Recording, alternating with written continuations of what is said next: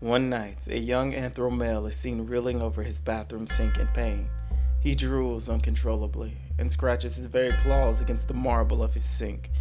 Gritting his teeth, he slams his paw against the wall near him and glares into the mirror ahead, only to find that his left eye has changed to that of a dragon's.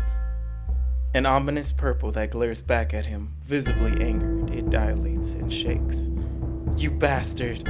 I'm not letting you do this again. I won't let you take anything else from me." It is then that the young man looks at his claw, slowly lifts it up, and then, while sweating profusely, he digs his nails into his eye socket and begins gouging it out.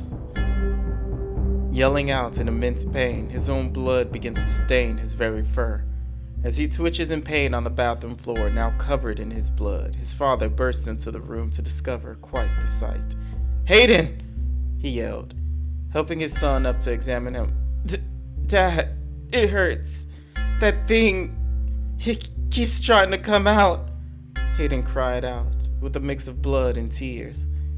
His father reaches into his pocket and grabs a strange capsule filled with a blue fluid of sorts and swiftly injects it into Hayden's neck. Looking around, he finds his son's bloody eye in the sink, but to his surprise, it was staring directly back at him with a strange fierceness, almost like it had a mind of its own. Wasting not another moment, he grits his teeth in pain and stands with him, soon rushing him to the car and hurrying to his close friend's house, Dr. Sherry's home. Within a few minutes they arrive, only to shock the cat-like Anthro Sherry awake. Together, they take Hayden to her basement laboratory, where she immediately administers anesthesia and begins surgery on his eye in hopes of reattaching it. "This is one hell of a wake-up call, Hayden," she scolded. "I know. I'm so sorry to burden you with this. I wasn't expecting him to lose control so suddenly. I should have known better than to assume," he said, watching as his son slowly began to go under. After Hayden's surgery, just before dawn broke, Sherry approached Hayden, who was standing outside and looking up towards the moon. He was visibly deep in his own mind. Even so, she stood in front of him and hugged him softly to snap him out of it. "Hayden," she mumbled and looks up towards him. "I've gotta be the worst father in the world, aren't I?" he mumbled somberly. "I don't believe you are. You did what you did because of the government's forceful hand. You are an inventor, quite literally the greatest in history that I can think of. In your efforts, you gave your son these powers because you believed that he could change the way this world works, did you not? You believed in a future where he could live the way he wants, unbound by the bounds that so tightly restrict us," she says, attempting to reassure. "Look at his state, Sherry. Wake up to what reality really is and step out of that delusion of yours for a moment. My son is being tormented by that thing. And if they knew what I did, they would have taken him from me in a heartbeat and then used him for that idiotic project," he yelled, and being brought to tears. Slowly, he begins to continue as he falls to his knees holding Sherry. "I shouldn't have done it. I shouldn't have listened to Lori." Sherry pauses, simply continuing to hold him softly. "I might be living in a delusion, but at least I'm committed to it." Sherry slowly lifts Hayden's head and looks him in the eyes to continue. "My delusion stems from the very enlightenment that you provided me, that you installed into my very mind with your words of inspiration. I believe what you did was the right choice. It's true that no parent should have to sit here and watch their child suffer, but like you said, if the end result would be for him to have a brighter future, for him to live the way he wants, then so be it. I plan to be here for both him and you, no matter how dark things get," she softly says, smiling. Hayden, completely speechless, simply pauses for a moment before tightly hugging her. "Thank you, Sherry," he cried out. Meanwhile, that same dawn, within the very depths of Hayden's soul, He's seen standing within his ascendant plane before a large creature coated in darkness. The two stand on a massive floating platform, surrounded by the expanse of a space-like void. You pathetic worm. Today marks your death. The shadow roars, sending Hayden flying backwards from the sound wave alone. He tries his best to catch himself, but not before he slams his back into a boulder behind him. Pained, he slowly begins to stand, only to find the monster charging a dark beam aimed straight at him. He barely dodged the attack, but upon looking back to see the damage it did, his eyes widened with shock. The creature that stood before him had completely obliterated 1/3 of the platform they were on. What the hell is your actual problem? Why the actual fuck are you even inside of me, let alone throwing a tantrum worse than ever before? Why do you torture me so? Was killing my mother not enough for you? Immediately, the creature's darkness spreads. Alone, it drops the very luminosity of the ascended plane slightly. You are in no position to ask me questions, worm, the creature yelled. I am not about to let you keep this up. Closing his eyes for a short moment, strange markings begin to decorate Hayden's body. They glow with a white light and subdues a bit of the darkness around him. Slowly, Hayden opens his eyes. He glares at the creature. I'm so tired of this stupid game of cat and mouse. I am not about to let you keep this up. Closing his eyes for a short moment, strange markings begin to decorate Hayden's body. They glow with a white light and subdue a bit of the darkness around him. Slowly, as Hayden opened his eyes, he glares at the creature. I'm so tired of this stupid game of cat and mouse. I'm not going to be tormented by you anymore, you stupid dragon. Immediately, Hayden rushes towards the dragon with immense speed and instantly vanishes from sight. Unamused by this, the dark dragon spreads its wings and fires out strange dark scales that track Hayden's position. Like aggressive ballistic missiles, they find him high above the dragon and one by one begin to swarm him. He dodges them by phasing between them, causing them to crash into each other, leaving a dark explosion looming in the air. However, looking back, he finds that a few survived.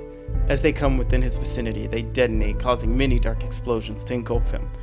Now falling from the sky, the dragon fires off more scales and completely blows up Hayden in midair, leaving a large cloud of darkness surrounding the area. Following, a great rumbling shook the field for a few seconds, and as the energy began to dissipate, the dragon quickly narrowed its eyes, attempting to pierce through the fading energy, only to be immediately punched in the jaw by Hayden, overtaken by light. The force of light shook the dragon and caused it to stumble a bit. However, catching itself, the dragon whirled and regained its balance, while at the same time losing its veil of darkness. Hayden swiftly landed, breathing hard and appearing slightly injured. His body had cuts on it, likely from the scale fragments. Mere worm. A mere worm calls me to lose concentration? It yelled, fully revealing itself. The dragon appeared coated in black and purple scales, with a glowing pair of evil magenta eyes. It stood anthropomorphically, with a wingspan and tail matching the height of a 3-story building, or perhaps more. Its horns ignited with darkness as it rushed towards Hayden. Hayden lifted his paw to the sky and quickly gathered light to form a large ball of energy. Go, scorching light! He yells, sending the massive energy ball towards the dragon. However, the dragon catches it with its bare claws.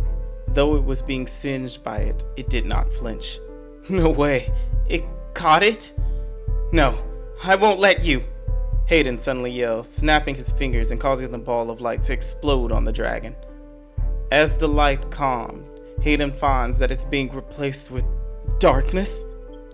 Forming a small ball of darkness between its horns, the dragon sent the ball high into the air, where it suddenly began to collect more darkness and grow in both size and power. Even the luminosity of the very void began to become affected. Slowly, Hayden took a step back in fear. No way. How could something like you even exist inside of me? he mumbled, watching as the dragon's smirk grew wider and even more malicious by the second. Make no mistake, the one who is weak here is you, living in a grand delusion of having power. You don't know what power is, nor do you have the faintest idea, worm. But I do, and I'll ensure you erase with it, it yelled. Hayden's body grew increasingly more heavy by the second, not from fear alone, but also from the intense darkness that seemed to choke him. Damn it! Am I gonna die here? He cried, falling to his knees. With this, I will be free from this accursed fate. Return to Oblivion, you pathetic worm! The dragon yelled, immediately launching the dark energy towards him. As it moves towards Hayden, slowly, the very air around him vibrates from sheer energy. His own light pulsates in response to the coming concentration of darkness. And mere seconds before the attack can make contact, Hayden awakens. Hayden finds his father with his paw on his head and channeling his own Mithra into his son, but stops when he sees that Hayden has awakened. Full of tears, the young man hugs his father. It must have pulled you into your ascendant plane while you were under anesthesia. I'm so sorry, son. I wish I could have stepped in sooner, he says, embracing his son for a few minutes to relax him. Slowly, as they pulled away from each other, Hayden exhaled to pull himself together before speaking.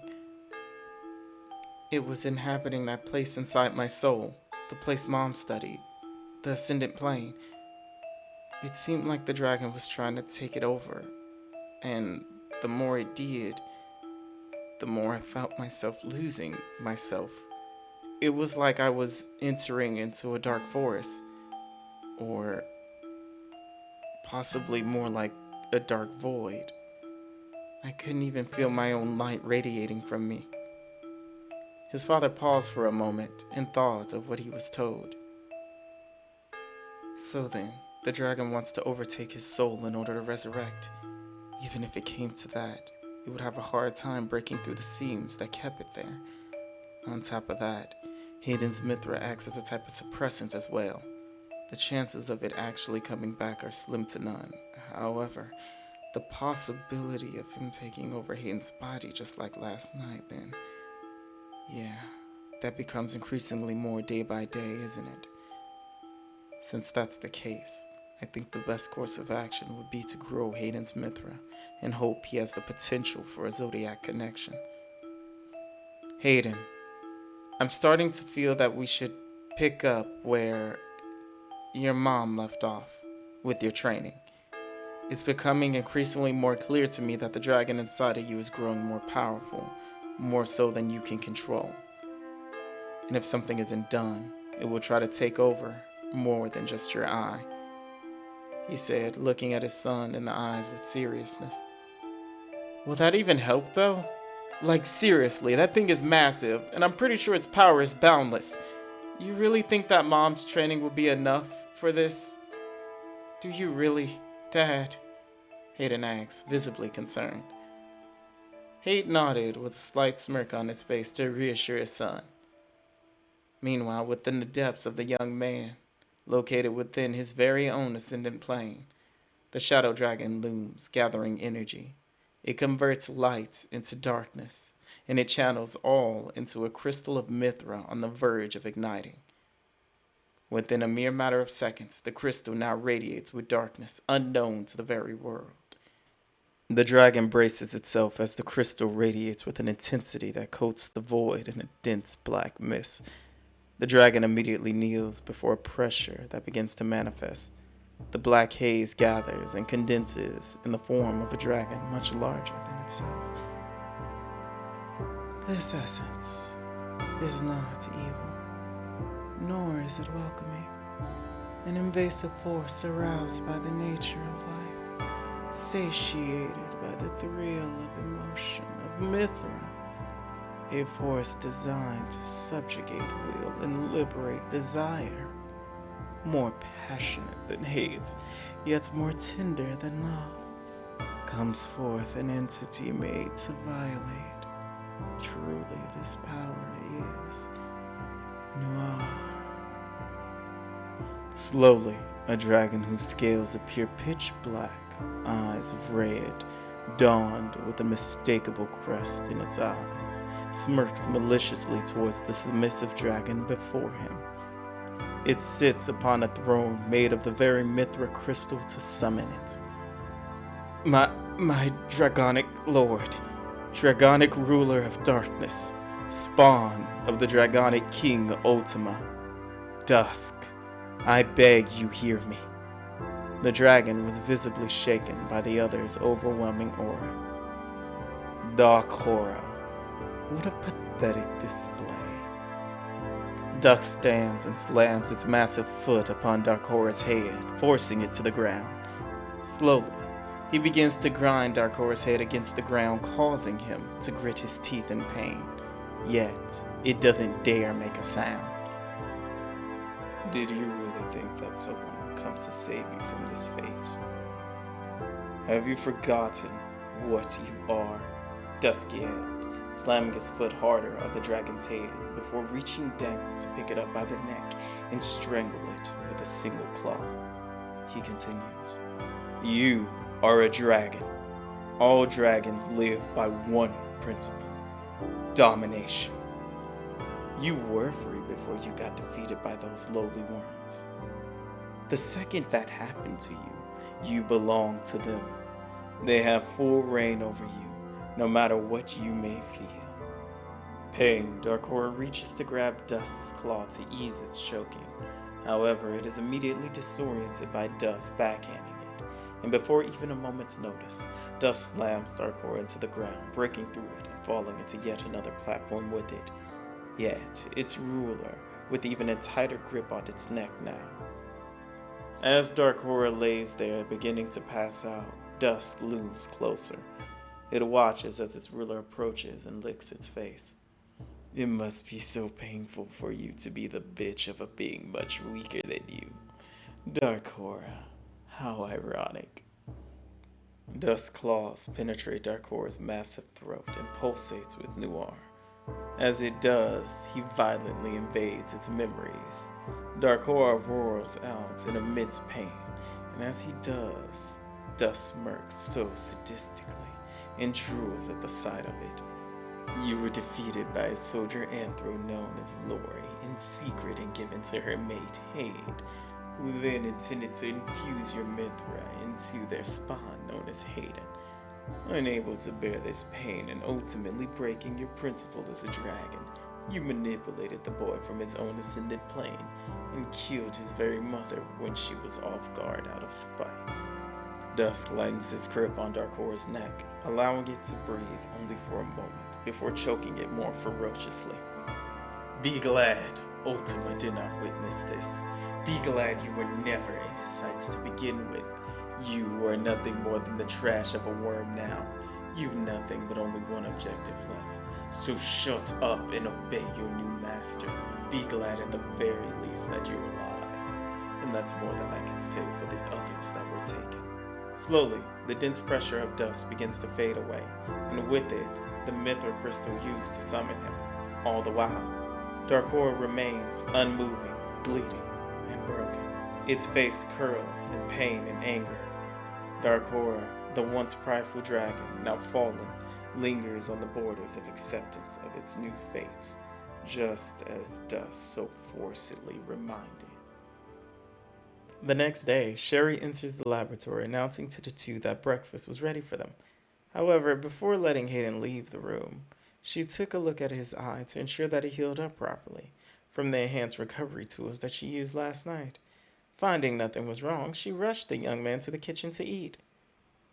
A bit later, as Hayden is finishing his breakfast, he couldn't help but feel a sense of relief overcome him. Like a dense pressure that weighed him down so forcefully was finally lifted. Yet, the strange sensation bore another emotion with it, a strange calling that stunned Hayden. For the first time in his life, it felt like the dragon within him was calling to him, not to lure him, not to anger him. It was but to simply speak with him. What the hell? He suddenly blurted out before his father and Sherry, who laughed at it. However, Hayden wasted no time scolding his son. Hayden paused for a moment and thought, "Now, that's not something I thought I'd ever feel. It's like I can finally breathe, but why? What's going on with that dragon now? It just tried to kill me yesterday. Even so, I can't sense any type of malice coming from this feeling." "What's up? Did something happen? Normally you're more mindful with your words, Hayden," Hayden asked, calmly examining his son's face. "Actually, something did happen.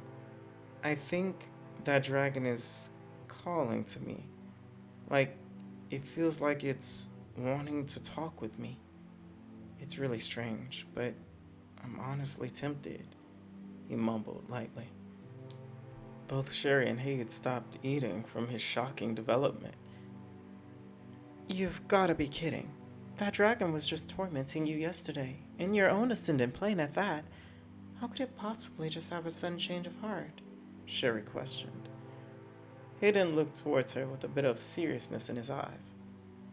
"I don't know, but I can definitely say that the Mithra that I'm feeling right now is definitely legit. I can't sense any reason it would attack me," he calmly told them. His father paused for a moment to collect his thoughts before speaking. "That dragon had a change of heart. I find that hard to believe. Then again, Lori did mention something on the lines of that a long time ago. Like Sherry mentioned, it was just trying to kill you yesterday, so it's extremely hard to believe that it would turn around and have a change of heart. Still, I believe it's best to investigate this. Besides, in the ascendant plane, that dragon and you are both emotionally linked, so I doubt that you're lying when you say that it changed. Still, it is a dragon, and those creatures don't share emotions similar to our kind. But when Mithra is involved, I don't think it's possible to hide anything," he said with his paw positioned on his chin. Hayden quickly chimed in. "How about this then? I go speak with it, and if anything seems wrong, you inject me with the suppressant essence you used to pull me back to reality," he said. His father quickly responded. "Well, if you really feel that you can handle this, I suppose it's worth giving a shot. Just not at the kitchen table." After a few seconds of silence, Sherry agreed to this plan, and the three of them headed down to her lab. There, Hayden lay down on the medical bed at the center of it and prepared himself. Son, have you actually thought about what you'll do when you get back there?" he asked. "Yeah, actually, I'm gonna get some revenge depending on how things go," Hayden said, slightly irritated. Well then, I suppose you are justified for that. I mean, it has basically been torturing you since you were an infant," Shirley mumbled. "Yeah, I want to make sure it knows that too." Slowly, Hayden closed his eyes and began to meditate. Within a few moments, he found himself in a more ruined version of his ascendant plane. Before him, Darkora sits, injured, leaning against a shattered crystal thumb. "You look like shit. It's a good look for you.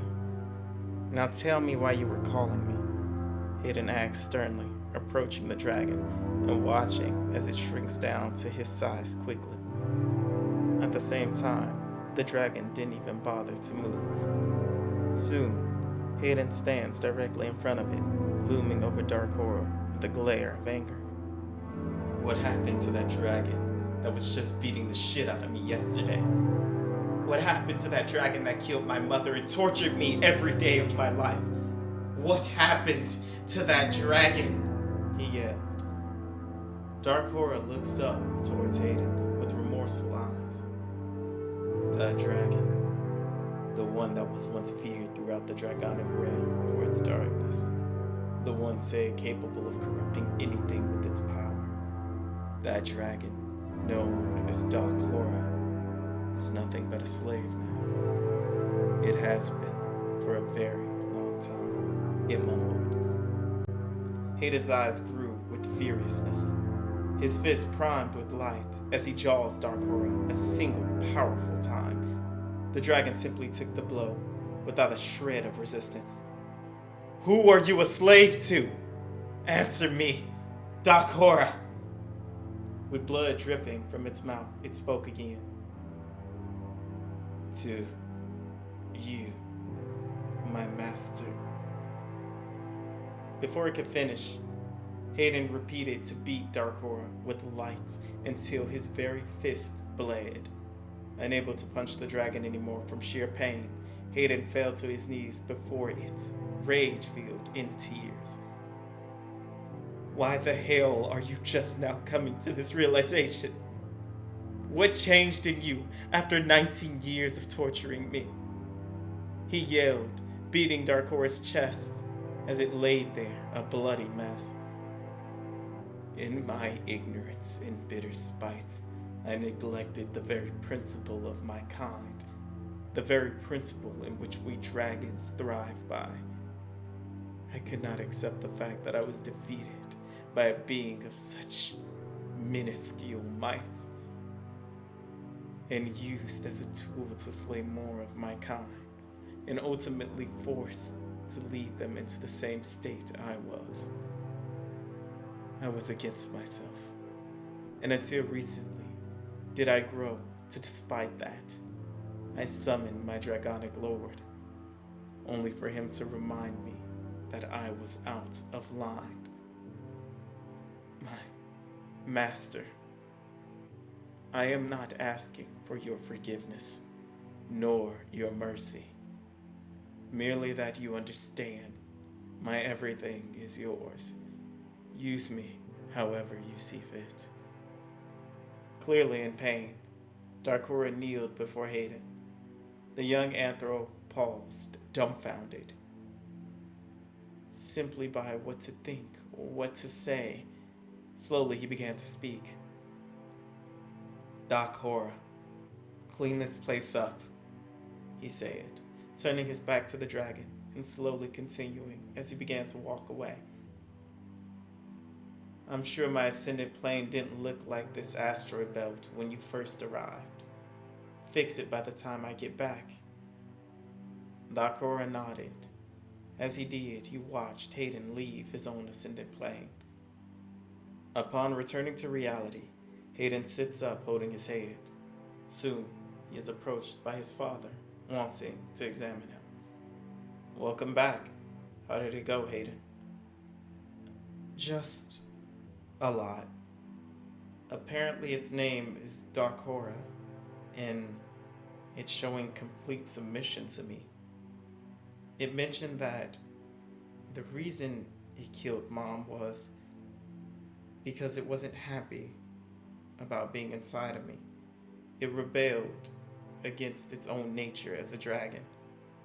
Of course, I got my frustrations out on it, but it all felt bittersweet. It didn't bother moving, it just took it. I see. So now the question becomes this.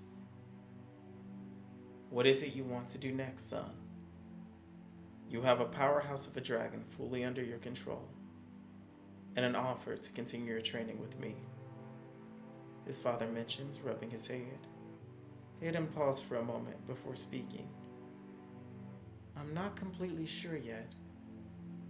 I think I'll just need a little more time.